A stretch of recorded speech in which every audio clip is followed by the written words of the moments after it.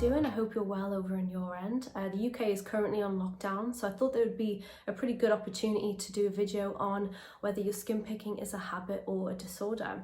Not sure if you're aware, but a compulsive skin picking disorder is also known as dermatillomania. Yeah, long word, right? Also known as excoriation disorder. It is a mental health condition when you feel the need to compulsively skin pick. It is within the BFRB, also known as a bodily focused repetitive behavior. And a lot of people who are dealing with body dysmorphia or body dysmorphic disorder also deal with dermatillomania. So if you don't know a lot about dermatillomania, the research right now is pretty limited worldwide. That's because not a lot of people come forward and explain what they've been dealing with, mainly because it's something that they've done on themselves and they can't really, they don't know where to start. It's quite embarrassing. A lot of people feel a lot of shame and guilt around the dermatillomania. So you will see there's quite a limited amount of research, but the research out there suggests that it's between 2 to 5% of the population have dermatillomania.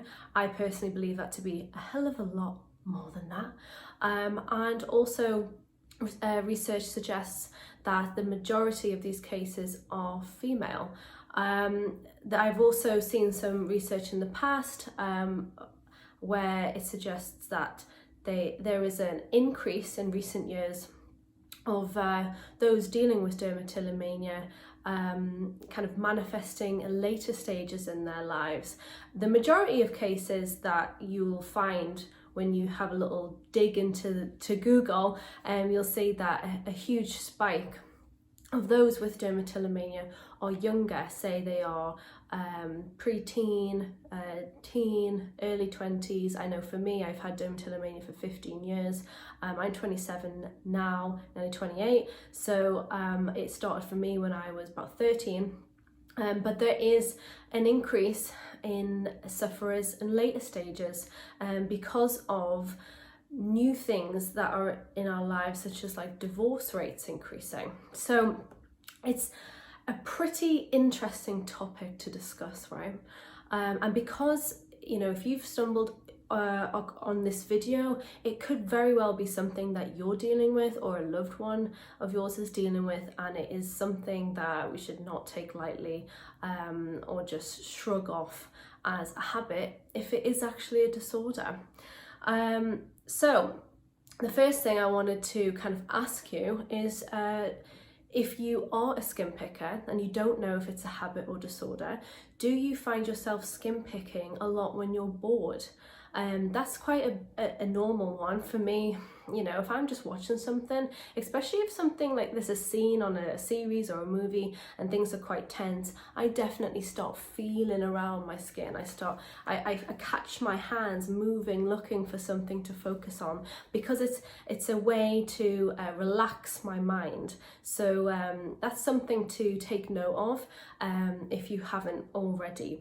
Another one is like if you're skin picking when you're procrastinating, if you're avoiding doing something. So if you're chilling, you're watching TV or you're reading, but you know in the back of your mind that you should be doing laundry or doing these jobs that you want to get done, but you also just don't want to get done, you might find yourself skin picking instead. Again, that's because it may relax you.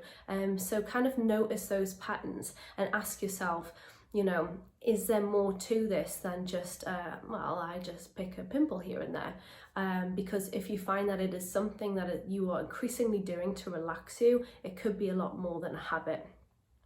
Do you find that you are emotionally attached to your skin picking?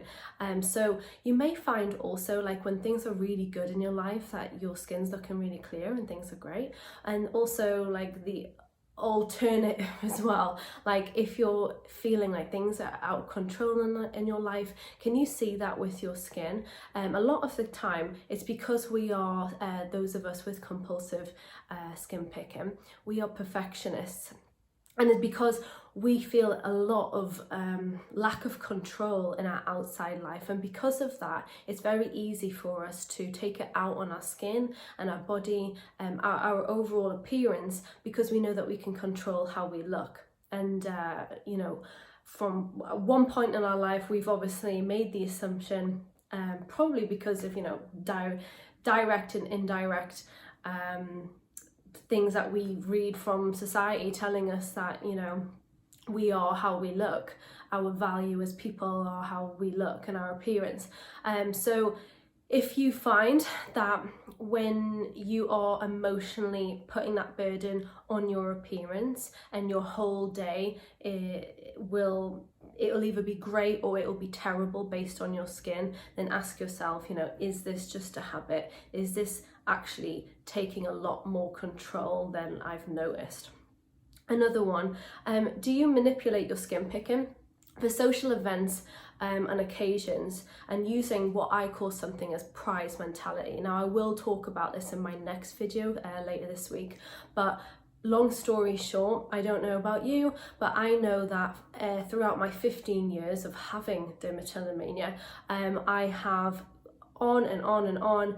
If I know in advance when I'm going to do something that requires my skin to be on show, then I will stop skin picking. I will manipulate the situation so that my skin has time to heal and go back to normal. Then, of course, once the occasion or the event is done, and I've done my bit and I felt good and the photos looked good and everything, and I managed to pretend that everything was fine, I would then go back to my room or a place where I'm on my own, and I will skin pick to my heart's content. And that's something that I call prize mentality. It's kind of knowing that I am reaching this goal, and once I have the goal, then I can just go for it. But of course, you know, that then makes me feel terrible. It makes me feel extremely low, very ashamed, very disappointed in myself, and that is part of what I call the 5 stages of a skin picker. I will obviously go into that in the next video too.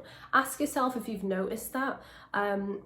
You know, if this is a habit, if your skin picking is no more than a habit, then you probably won't be doing rituals like this, where you find you manipulate your skin picking to attend things and go to social things. And obviously the same applies.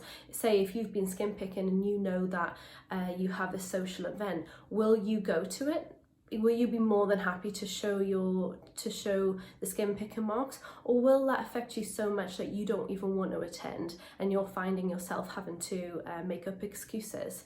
These are something that, you know, that will contribute more towards a disorder where it is really affecting your life and it is a mental health condition.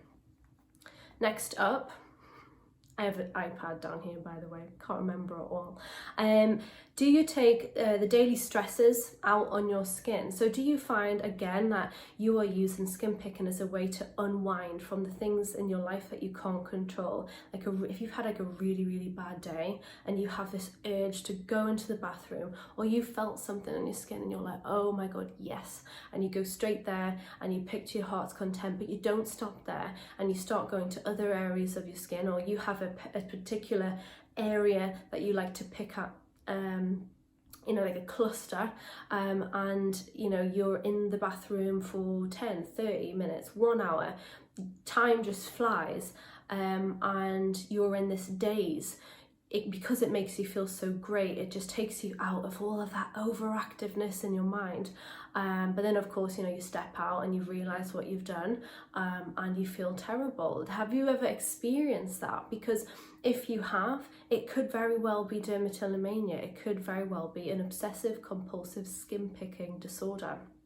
Can you imagine your life without skin picking? I mean, for me, I spent so many years, maybe 13 out of 15 years with dermatillomania have I spent trying so hard to fix it, to get rid of it, to just eliminate it from my life, and feeling like, you know, if I didn't have this, then everything would be fine.